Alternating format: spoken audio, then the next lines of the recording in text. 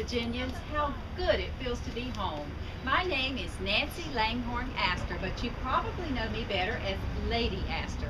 And this is my lovely daughter, Nancy Phyllis Astor, but you can call me Rissy. Good evening to you.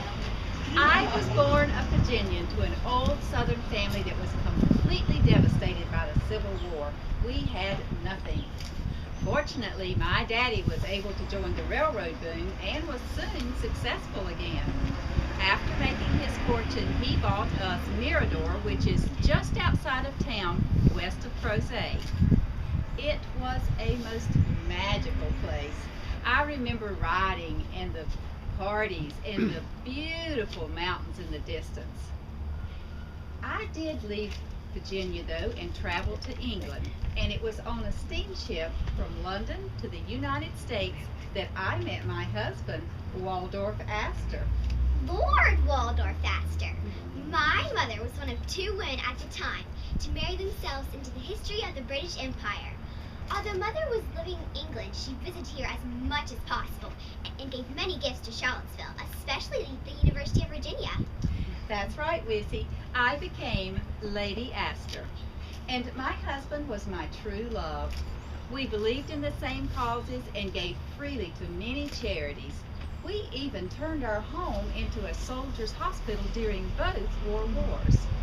Now in 1918, I ran for a seat in the House of Commons, and I won with this slogan: vote for Lady Astor and your babies will weigh more.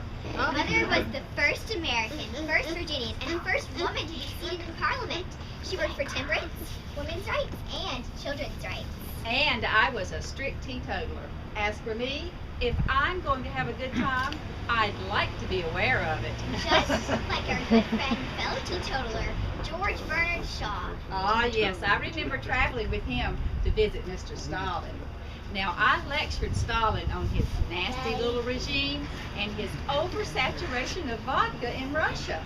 Mr. Shaw would visit us in our home in Cliveden, as to many famous figures, such as Sir Winston Churchill.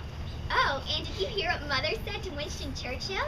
She told him that if he were her husband, she would poison in his coffee. Ah, to which he replied, if I were his wife, he would drink it. Well, Mother, it's really time for us to go now.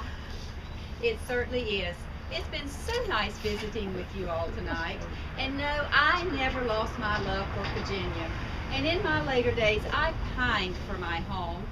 We'd go back and haunt Mirador now, but it's not in our family anymore.